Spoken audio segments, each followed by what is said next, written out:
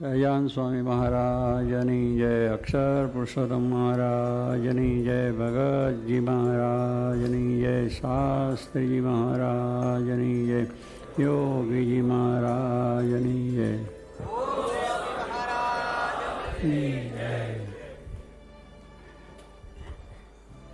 પ્રીતમદાસનું કીર્તન સાંભળ્યું કે સંગત તેને શું કરે. પ્રીતમદાસ બહુ મોટા સારા કવિ થઈ ગયા છે અને બહુ સુંદર વાત આપણને કરે છે કે આપણે સત્સંગમાં આવતા હોય, બેસતા હોય, બધું જ કરતા હોય, પણ પાછા સત્સંગની વાતો સાંભળી અહીંયા પણ બહુ સારી રીતે કહો, વાહ વાહ, બહુ સરસ કથા થઈ, સરસ વાતો થઈ, પછી પાછો ભવાઈ જોવા જાય, અહીંથી ઉઠીને સીધો ત્યાં જ જાય અને ત્યાં ભવાઈ રમતા હોય એટલે એમાં પાછો વાહ વાહ થવા દો, વનસ્મોલ બધી પૈસા નાખે અને પછી પાછો બોલે કે હું તો સત્સંગમાં ગયો હતો પણ કાંઈ નહીં. હવે એને પછી સત્સંગ શું કરે? અહીંથી ગયો ને મોઢું ત્યાં નાખ્યું પાછું, એટલે એનાથી કંઈ એને લાભ થાય ખરો? કોઈ થાય જ નહીં, કોઈ દિવસ ન થાય. સત્સંગનું સેવન જો કરે બરાબર, પછી બીજું ન કરે તો પણ આ તો કુસંગમાં જઈને બેઠો કે અહીંયા બધી વાતો આપણે થઈ હોય કે ભાઈ કોઈ જાતનું વ્યસન કરવું નહીં ને બધી વાત સાંભળે કે બા વાત તો સારી છે, પણ બહારમાં જઈને બેઠો પાછો બરાબર, બહાર પીવાતો હોય ત્યાં જેવો, જુગાર ના રમવો, એ બધી વાત તો ખરી સાંભળે, મનમાં લાગે સારી બધો, પણ પાછો જાય બિંગોમાં, ત્યાં જઈને બેસે. પછી બિંગો જાય એટલે શું થાય? ઘરનું ગોપીચંદ નહીં જાય. પછી એમ કે સત્સંગનો અભાવ, કે મને ત્યાં જયો તો પણ કાંઈ મને મજા ના આવી. પણ મજા ક્યાંથી આવે? ત્યાં જઈને તું છે જે કરવાનું છે. અમૃતનું પાન કર્યું હોય પછી ઝેર ખાઈએ તો મરીએ જ કે બીજું કંઈ મરવાનું જ છે. એટલે કુસંગ જે વસ્તુ છે એ બહુ ખરાબ છે. ભલા જેમ કહ્યું છે કે કરત કુસંગ ચહત કુશળ એ બડો અફસોસ મહિમા ઘટ્યો સમુદ્રનો કે રાવણ વશો પડ્યો છે. હમણાં લખી છે વાત કે કુસંગ કરવાથી કેવું થાય છે, એ આખું એક આ વાત છે કે કરત કુસંગ, કુસંગ કરે છે, રાત દિવસ કુસંગીઓ સાથે બેસે, ઉઠે, બધી વાતો જીતો કરતો હોય. હવે માણસો સાથે બેસે, એ લોકોનું પડાઈ લેતો હોય, લોકોનું જૂઠું કરતો હોય, બનાવટ કરતો હોય, ધર્મ કરતો હોય, બીજું ત્રીજું કરતો હોય. હવે એની પાસે રાત દિવસ બેસે અને પછી કહે છે મને આમ છે ને તેમ છે, બધી વાત કરે. એમાં કેમ ન રહે? એમાં સારું રહે જ નહીં. કારણ પેલી વાતો સાંભળી છે એટલે મગજ આપણે એવું છે, એટલે સારું પણ ખોટું દેખાય ને સારી વસ્તુ પણ ખરાબ દેખાય. તો અહીંયા કહે છે કરત કુસંગને ચહત કુશળ. પછી કે હું તો મને આ બધું કેમ નથી સમજાતું, મને કેમ આ કુશળતા કે હું બધું સારું થતો નથી, કેમ સારું બનતો નથી. પણ ક્યાંથી તું જાય છે ત્યાં જેથી નથી બગડવાનું છે એમાં તું પડ્યો રહેજે, તો એથી આપણો મહિમા પણ ઘટી જાય છે. તો મહિમા ઘટ્યો સમુદ્રનો કે રાવણ જેવો માણસ એની બાળખે રહ્યો. સમુદ્ર લંકામાં તો સમુદ્ર જોડે જતો ને. હવે સમુદ્ર કેટલો બધો અઘાત છે, એનું તો ગહન અંદર કેટલું ઊંડું છે એટલું આપણે ખબર ના પડે. એની વિશાળતા પણ એટલી બધી જબરદસ્ત. એમાં ભગવાન રામચંદ્ર ભગવાને વાનરોની સાથે જઈને પાર બાંધી દીધી. ભગવાને પાર બાંધી, જે સમુદ્રની પાર બાંધી ન શકાય. અત્યારે તો સાધનો છે આપણે જાણીએ છીએ, પણ તે ઘડી તેમાં કોઈ સાધન જ ન હોય. એટલે એનો મહિમા એટલો બધો છે કે એને બાંધી જ શકાય નહીં. એની પાળ બાંધીને એની અંદર જવું હોય તો જઈ શકાય નહીં. એવો જે સમુદ્રનો મહિમા હતો એ રાવણ પાડસમાં વખત ઘટી ગયો બિચારા, કે પાળ બંધાઈ ગઈ. માણસ એના ઉપર ચાલ્યા ગયા. 400 ગૌનું અંતર હતું ને, 400 ગૌનું અંતર બાંધી દીધું. લ્યો, એનું કારણ શું? કે રાવણ કુસંગી એવો માણસ હતો. એને કુસંગી સાથે, કે આમ તો બધો વિદ્વાન ને ભણેલો બધું જ હતું, પણ સીતા સામે ખરાબ દ્રષ્ટિ કરી, એટલું જ. પારકી સ્ત્રી સાથે એવી ખરાબ દ્રષ્ટિ કરી, એ મોહ એને લઈને એ કુસંગ. એ રીતે બધી રીતના એ આમ ભલે એની બુદ્ધિ બીજું ત્રીજું ગણીએ, પણ આમ માણસ એ હતો તો એને બુદ્ધિશાળી પણ ના કહ્યો. એને કોઈ શાસ્ત્રમાં બુદ્ધિશાળી ન કહ્યો. હતો તો બધો બુદ્ધિશાળી, રાજ ચાલતો, ત્રિલોકીનો રાજા, ત્રિલોકીની અંદર બધી વ્યવસ્થા સારી કરી શકે એવી તેની બુદ્ધિ હતી. એને બુદ્ધિવાળો કહ્યો નહીં. હનુમાનજીને બુદ્ધિવાળા કહ્યા. હનુમાનજીને કહ્યા બુદ્ધિ મતામ વરિષ્ઠમ, કે બુદ્ધિવાળા જેટલા જગતમાં છે એમાં એ શ્રેષ્ઠ. અત્યારે આ દુનિયામાં જેટલા બુદ્ધિશાળી ગણાય છે ટોપમાં ટોપ, આપણા સ્વામી કે 10% બુદ્ધિવાળા છે આ દુનિયામાં, પણ 10માં આગળ વધી ગયા હનુમાનજી. કે એનાથી વધારે બુદ્ધિમત્તમ જેટલા બુદ્ધિશાળી માણસો એમાં છે તો વાનર જ્ઞાતિ. એમાં શું બુદ્ધિ? વાનરમાં કંઈ બુદ્ધિ ગણાય? કશી જ બુદ્ધિ નહીં. પેલો તો બનેલો હતો વેદને બધા કેટલી જાતની બુદ્ધિ એની પાસે હતી, પણ એને બુદ્ધિવાળો ન કહ્યો, પણ રામાયણમાં હનુમાનજીને બુદ્ધિવાળા કહ્યા. બુદ્ધિમત્તામાં વરિષ્ઠ, બુદ્ધિવાળામાં શ્રેષ્ઠ સાથી ભગવાન રામને ઓળખાણ સેવા કરી. બસ આ એટલો જ મોટો ગુણ, આટલી જ એમની એ ભક્તિ, અને એનાથી ભગવાન રાજી થઈ ગયા આ બુદ્ધિવાળા. એટલે જગતમાં બુદ્ધિવાળા આપણે બધા છે, પણ ભગવાનને સંતને જ્યાંથી ઓળખ્યા નથી એ બુદ્ધિ કંઈ કામ આવતી નથી. શ્રીજી મહારાજે કહ્યું કે નાથ ભક્ત બુદ્ધિવાળા અને દિવાનજી મૂરખ.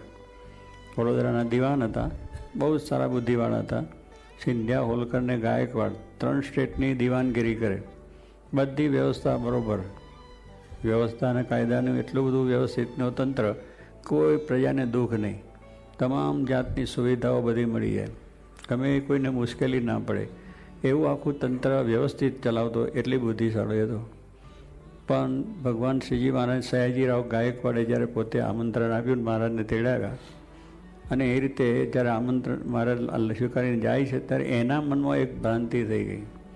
કારણ કે એને એ હતું કે આ સ્વામિનારાયણ છે એ ખોટા છે. એક તો બ્રાહ્મણ નથી, પોતાને બ્રાહ્મણ કહેવડાવે છે, યજ્ઞો કરે છે, કરાવે છે, આ બધું ખોટું છે. અને આ પ્રમાણે એમની પાસે કાઠી દરબારો રાખે છે. કાઠી દરબારો તો પેલા બાલા તરવા બધું રાખતા, એટલે ગાયકવાડ સમજતા નથી, અને એ બધા લઈને આવશે ને ગાયકવાડનું રાજ લઈ લે છે, અને ગાયકવાડને હાવ છીનભીન કરી નાખશે. એટલે એને થયું કે મારે પકડીને જેલમાં નાખી દેવા, સ્વામિનારાયણ ભગવાન આવે એટલે જેલમાં પૂરી દેવા, બસ આ ધ્યેય. હવે સયાજીરાવ ગાયકવાડને મહિમા કે ભગવાન સ્વામિનારાયણ મારે ત્યાં પધારે ને મારું કલ્યાણ થાય, અને હજારો જે મારી પ્રજા છે એને એનું દર્શન થાય તો એનું પણ સારું થાય. એની ભાવના એવી કે ભગવાન છે, શ્રીજી મહારાજ સાક્ષાત ભગવાન છે, તો એનાથી એને એવો મહિમા હતો. પેલાને માણસ દેખાતા હતા, એક દુશ્મન તરીકે દેખતા હતા, કે એક સામાન્ય વ્યક્તિ તરીકે, આગળ લૂંટારા તરીકે, કાં તો લોકોનું પડાઈ લાવ એવું સમજતો હતો. તો એનાથી એને કંઈ લાભ થયો નહીં. બુદ્ધિશાળી હતો, પણ જો જે ઓળખવાનું ના ઓળખી શક્યો એમાં બુદ્ધિ કામ આવી નહીં. તો મહારાજે કહ્યું કે આ નાથ ભક્ત સામાન્ય માણસ હતા, હરિભક્ત હતા, શાક બકાલું વેચે, 4-8 આના કરે ને સાંજે 8 આના રૂપિયો નફો મળે, એમાંથી એનો ઘર વ્યવહાર ચાલે. આવા સામાન્ય હતા. પણ એને મહારાજે વખાણ્યા કરે કે એને જેમ હનુમાનજીએ ભગવાન રામને ઓળખ્યા ને સેવા કરી, તેને બુદ્ધિવાળા કહ્યા. એમ મહારાજે આ ભક્તને બુદ્ધિવાળા એટલા માટે કહ્યા કે એને ભગવાનને ઓળખ્યા, ભગવાનની સેવા કરીને ભક્તિ કરી, એટલે બુદ્ધિવાળા. એટલે બુદ્ધિ એની કોણ છે કે જે પોતાના આત્માના કલ્યાણને માર્ગે ચાલે, એ બુદ્ધિવાળો આ જગતની અંદર. પછી વ્યવહારિક બુદ્ધિ તો દરેકને છે જ, ભણ્યા ગણ્યા છે એટલે દરેક જાતનો વ્યવહાર આવડે, બધું કામકાજ આવડે, બીજું બધું છે, કરવાનું છે ને એની છે. પણ આપણે જે આ દુનિયામાં મનુષ્ય શરીર મળ્યો છે એનો લાભ શું છે એ જ્યાં સુધી સમજાયું નહીં તો એ બુદ્ધિ નકામી થઈ ગઈ. પછી વ્યવહાર કરીને પછી સ્વામી સંસારનું કાર્ય કરી અને પાછું આપણું ચક્રમાં ચાલ્યા ગયા.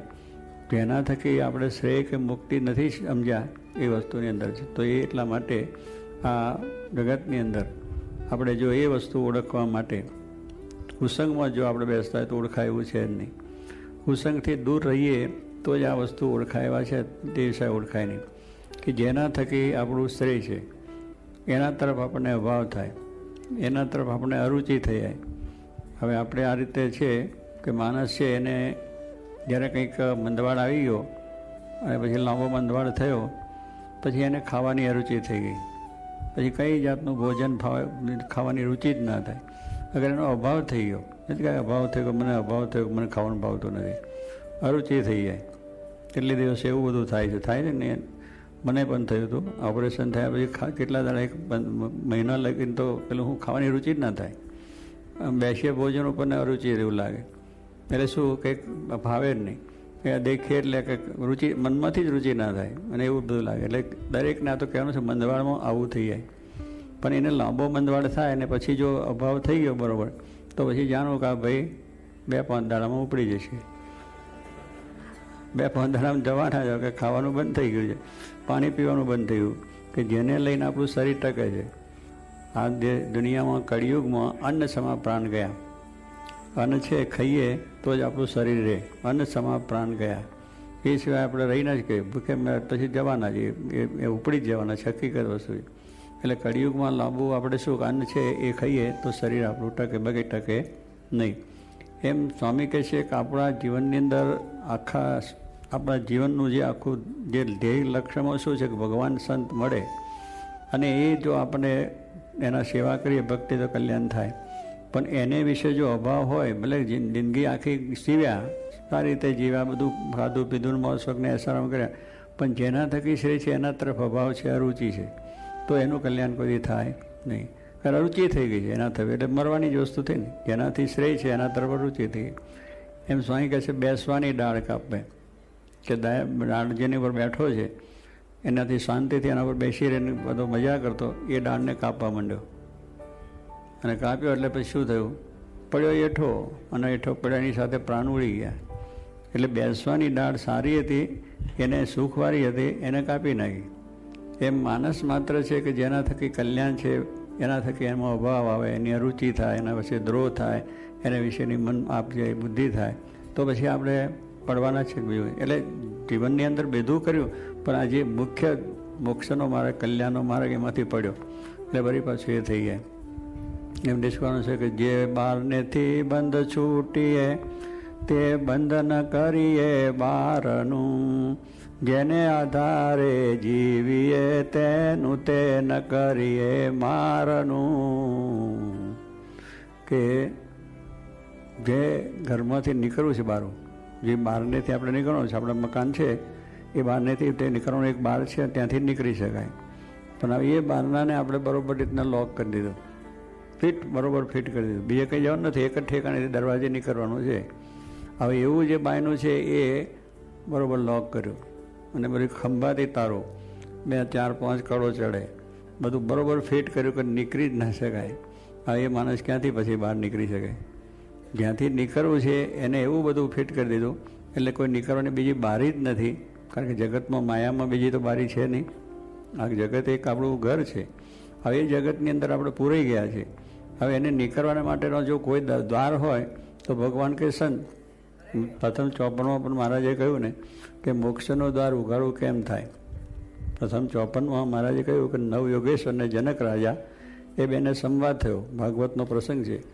અને એ રીતે પ્રશ્ન ત્યાં આગળ પૂછ્યો જનક રાજાએ કે આ એકાંતિક એટલે ભાગવત ધર્મનું પોષણ કેમ થાય અને મોક્ષનું દ્વાર ઉઘાડું કેમ થાય, એ પ્રશ્ન ત્યાં પૂછ્યો છે ત્યાં ભાગવતની અંદર. એ મહારાજ આધાર લઈ અને અહીંયા સંતો એમને પ્રશ્ન પૂછે છે કે ભાગવત ધર્મ એટલે આપણા જે ધર્મ, જ્ઞાન, વૈરાગ, ભક્તિ, સત્ય, દયા, હિંસા, પરોપકાર, આ ધર્મ ભાગવત ધર્મ છે. ભગવાન સંબંધી, ભગવાનના કલ્યાણકારી ગુણો બધા છે, એ ભાગવત ધર્મ. તો એ ગુણો આપણી અંદર કેમ આવે અને આપણો મોક્ષનું દ્વાર ઉઘાડું કેમ થાય, આપણો મોહ કેમ ટળે, મમતા કેમ ટળે, આસક્તિ કેમ ટળે, મુક્તિ કેમ થાય, એનો પ્રશ્ન પૂછ્યો છે. તો ત્યાં આગળ પણ મહારાજે એ વાત બતાવી કે જેની અંદર કલ્યાણકારી ગુણ છે, ધર્મ, જ્ઞાન, વૈરાગ, ભક્તિ, સત્ય, દયા, એવા પુરુષને વિશે જો આત્મબુદ્ધિ કરે, હેત કરે, પ્રીતિ કરે, એ કેમ કરે તો ભાગવત ધર્મનું પોષણ થાય. આપણી અંદર ધર્મ, જ્ઞાન, વૈરાગ ન હોય તો પણ આવે, એનું સેવન કરે, એ કેમ પણ કરે તો. કારણ કે છોડ આપણે ઉછેરવો હોય, કોઈ વૃક્ષનું ફળાવું ઝાડ હોય, તો એને આપણે શું કરીએ છીએ? દરરોજ પાણી જરૂર પૂરતું આપીએ, એને પોષણ માટે એટલું ખાતર છે કે એવું કંઈક વસ્તુ આપીએ, અને દરરોજ એની સંભાળ આપણે રાખીએ કે ઢોર ઢાંખર એને અડીના ન કરે, એટલે એને પોષણ મળે. એને જે ખોરાક છે જઈ તો જરૂરી, અને જેટલો જરૂર છે એટલો ખોરાક આપીએ તો એ ઝાડ મોટું થાય, પછી ફળે ફૂલે ને એને ફળ બધું આવે. એવી રીતે આપણાની અંદર ગુણો પડ્યા છે. આ બધા જે મેં કહ્યું ધર્મ, જ્ઞાન, વૈરાગ બધા ગુણ છે જ. એ ગુણોને વધારે પુષ્ટિ મળે ક્યારે? કે આવો સત્સંગ મળે તો, સાચા પુરુષ મળે તો, જેની અંદર કલ્યાણકારી ભાગવતી ગુણો છે, એના થકી આપણને એ વસ્તુ પ્રાપ્ત થાય.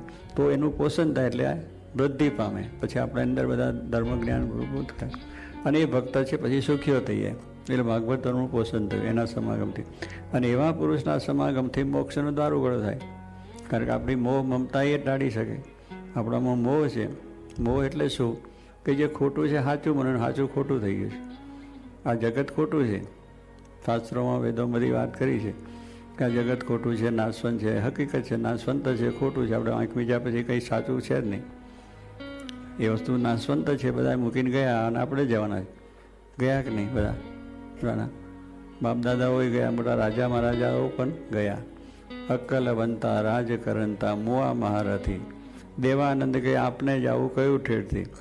જો દેવાનંદ સ્વામીએ કહ્યું છે કે અક્કલવાળા હતા, બહુ મોટી સરસ બુદ્ધિવાળા હતા, ઘણી જાતની સમૃદ્ધિવાળા હતા, પણ એ બધું મૂકીને જતા રહ્યા. કારણ કે સાથે ગયું નથી. સાચી વસ્તુ હોય તો સાથે આવે, આ તો ખોટી વસ્તુ સાથે ક્યાંથી આવે? તો એ વસ્તુ એ છે કે એ પ્રમાણે જગત છે ખોટું છે અને એમાં કંઈ સુખ નથી, છતાં સુખ મનાઈ ગયું છે એ પણ ખોટું છે. એટલે ખોટી વસ્તુમાં સાચું મનાઈ ગયું છે અને પછી દોડીએ છીએ એની પછવાડે કે સાચું છે એમ માનીને દોડે. સાચું નથી. નજીક જેમ જઈએ એમ દૂર દૂર જાય છે. ઝાંઝવાનું પાણી જેવું કહ્યું. ઝાંઝવા પાણી છે ને તો આપણને ખબર છે કે ઉનાળામાં જ્યાં ખાર ભૂમિ હોય ત્યાં આગળ પાણી ના હોય ને પાણી દેખાય.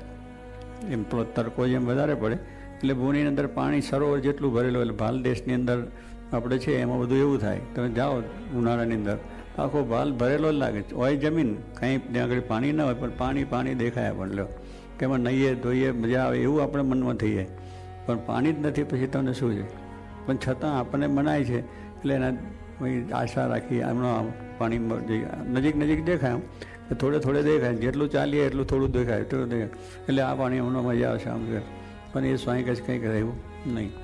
એમાં દ્રષ્ટાંત એક સ્વામી આપ્યું છે કે એક બ્રાહ્મણ હતા અને પછી વહેલા જરા ઉનાળાનો દિવસ હતો, વહેલા ઉઠ્યા, નાયા ધોયા, પછી ટીમન સાથે લીધું એટલે પેલું નાસ્તો કહે છે ને આપણે ભોજ એ ભેગું હતું અને બધો ડબડો બધે અને મોકલીને ખભે મારીને ચાલ્યા. કંઈક 10-15 ઘઉં આગળ જવું હતું એટલે સવારે વહેલા ચાલ્યા. 2-4-5 ઘઉં 7-8 ઘઉં ચાલી નાખ્યું. 12 વાગવા આવ્યા. બધો તડકો થયો. તડકાની અંદર પેલો બધું પાણી દેખાયું એટલે બ્રાહ્મણને શું નાવા ધોવાનો જરા વધારે વિચાર. ભેંસ બ્રાહ્મણને ભાજી તળીને પાણીથી રાજી. ભેંસો છે ને તમે ભેંસો જાણતા છે. અહીંયા તો તમારે ભેંસો છે નહીં. આ દેશની અંદર ગાયો જ હોય છે પણ આપણે દેશની અંદર ભેંસો બહુ હોય છે. એટલે ભેંસને પાણી બહુ જ હોય. પાણી પડે એટલે પછી તમારે આડોટ્યા જ કરે અંદર, એને કાઢવી પડે બહાર. એટલે પાણી જોઈને રાજી થઈ જાય અને મેં પાણી પડી જ રહે. અને એ ભેંસ બ્રાહ્મણ એટલે બ્રાહ્મણને પણ જરા બિચારા વિધિ પૂરો કરે તો આ વિધિ એટલે વારે ઘડીએ નાહવું પડે અને પાણી દેખે ત્યારે રાજી થાય એટલે તારા નહીં લઈએ. એટલે એવી રીતે એ પણ થાય. અને ભાજીની અંદર પાણી પણ જોઈએ. એટલે 3ની વસ્તુ છે. એટલે કહ્યું કે મહારાજ નહોતા એટલે કહ્યું ચાલો પાણી આવ્યું છે તો નહીં શું ધોઈશું, જરા પછી સંધ્યાવંદન કરી અને ટીમન કરીશું. એમ રાજી થયો ઉંમરમાં થયો. પેલો ચાલીને આવ્યો હતો, પાણી કંઈ મળ્યું નહોતું અને દેખાયું એટલે રાજી થયા. પછી સામેથી ભરવાડ આવતો હતો. એટલે ભરવાડ છે એ પણ પોતે પહેરેલું અને ભરવાડ તો જાડી જાત બહુ એટલે જાણા કપડાં પહેરે, બધું એ પહેરે. જોડા પણ એટલા મોટા 2 કિલોના જોડા પહેરે અને ચાલે. ચડચું કરતો, ડોંગ નાખેલી, ખભે દાબડો નાખેલો, ડોંગ નાખીને આમ હળબડ હાલ્યો આવે. પછી પેલા ભરવાડે બ્રાહ્મણને પૂછ્યું મહારાજ કેમ રાજી થયા છો? બહુ રાજી મલકાતા હાલો છો? તો કે ના રાજી થઈએ, હાથ ઘઉં હાલ્યો છે, હાથ ઘઉં જવું છે, પાણી આવ્યું છે, હવે નહીશું ધોઈશું અને ટીમન કરીશું, મજા કરશું, પછી આગળ જઈશું. ત્યારબાદ ભરવાડ શું કે મહારાજ અહીંયા ફોડોમાં આ તો ઝાંઝવાનું પાણી પડે, પાણી નથી. આ હું જોડા પહેરીને ચાલ્યો આવું છું, જરાય પાણી નથી અને આ તો બધું ખોટું પાણી. બ્રાહ્મણના મનસુબા ખોટા થઈ ગયા બધા, નાવાના ને ખાવાના ને પીવાના. એને સમજાઈ ગયું આ ખોટું છે. એમ સ્વામી કહે છે આપણે આ જગતમાં એવું માનીને જ અમલ કહીએ છીએ કે અહીંથી સુખ મળીએ છીએ, એમ સુખ મળે છે, એમ સુખ લેતા મલકાતા ચાલીએ છીએ. પણ પાછું જેટલું છે એટલું આગું ને આગું જાય, થોડું દૂર જાય છે, બધું મળતું નથી. તો સ્વામી કહે છે કે આ સાચા પુરુષ જો આપણને મળે તો એ પુરુષ આપણને સમજાય કે આ બધું ખોટું છે, આમાં કંઈ એ નથી સુખ. તો જગતની અંદરનો જે આપણે મોહ છે, મમતા છે, એ ખોટામાંથી આપણી આસક્તિ કાઢી નાખે છે અને સાચી વસ્તુ ભગવાન છે એનો મહિમા સમજાવે છે.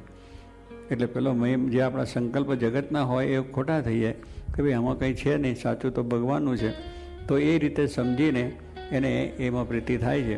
તો સ્વામી કહે છે કે એનો મોક્ષ કલ્યાણ થાય. એટલે એ આપણો જે મોક્ષ છે એટલે મોહનો ક્ષય એનું નામ મોક્ષ. જોગી મહારાજ કહેતા મોહનો ક્ષય, મોહ છે આપણે ખોટામાં સાચું બની ગયું છે, સાચામાં ખોટું બની ગયું, તો સાચા ભગવાન સંત છે એમાં પ્રીતિ કરાવી દે છે તો આપણો મોક્ષ થાય છે. એટલે આપણા જીવનની અંદર આ એક મોટી વસ્તુ છે.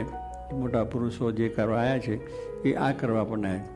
હવે આપણને આવી બધી વાતો કરે, આવું બધું આપણે જ્ઞાનમાં બેસીએ કરીએ, પણ પછી પાછા જો કુસંગમાં જઈએ તો આપણો સત્સંગ નકામો થાય, પછી સત્સંગ ખોટો થઈ ગયો, સત્સંગ ખરાબ થાય, સત્સંગમાં કંઈ છે ને એવું બધું લાગે. પછી એ નથી ખોટા, આપણે ખોટા છે. આપણે ખોટા છે તો પાછા કુસંગમાં જઈને પછી વાતો સાંભળીએ છીએ તે ક્યાં થાય? ભગવાનને સંતને વિશે જેને અભાવ થયો, અરુચિ થઈ ગયો, ગુણ આવ્યો છે, હવે એની પાસે બેસો તમને ધર્મ જ્ઞાન વૈરાગ ભક્તિ દ્રઢ ક્યાંથી થવાના? તમને આનંદ જ નથી થવાનો. એવું ને એવું આખું મોડું ચલેલું જ રહે. એનો વિચાર જ ચાલ્યા કરે, એના સંકલ્પો થયા કરે કે આવો આવો આવો આવો આવો આવો એવું ચાલ્યા કરે. એટલે કોઈ કામકાજમાં શાંતિ ન થાય. એટલે મહારાજ કહે છે કે આપણે એની અંદર જે છે કુસંગ છે તે ક્યારેય કરવો નહીં.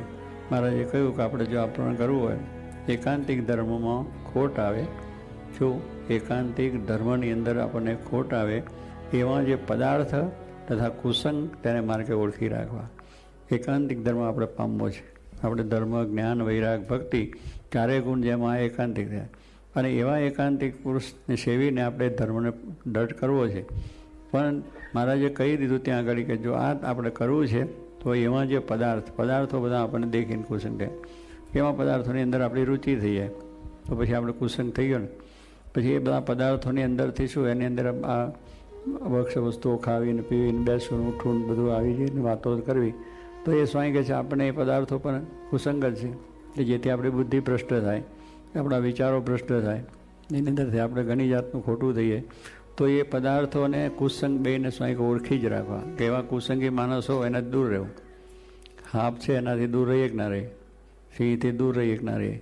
કારણ કે જોયું કે આના થકી આપણને સુખ નથી, પછી કુસંગી જાણ્યો કે ભગવાન કે ધર્મને માર્ગે ચાલતો જ નથી, એ માણસની સાથે બેસવાની જરૂર છે. એની વાત સાંભળવાથી કોઈ ફાયદો થતો નથી. તો સ્વામી કે આપણને સુખ સારું, શરીરે સારી સુખ રહે અને સારી રીતે ભક્તિ થઈ જાય. એટલે એ પ્રમાણે મારે કંઈ કુસંગ ક્યારેય કરવો નહીં, અને એનાથી સર્વ પ્રકારે છેટા રહેવું તો આપણું ક્ષેમ કુશળ રહે છે. તો આપણા જીવનની અંદર આ વસ્તુ સમજી રાખીએ કે કુસંગમાં ક્યારેય મન ના જાય, એવા કુસંગ જે હોય ત્યાંથી દૂર રહીએ, અને આપણે જ્યાં સત્સંગ છે એની વિશેષ દ્રઢતા થાય એવી મહારાજને પ્રાર્થના.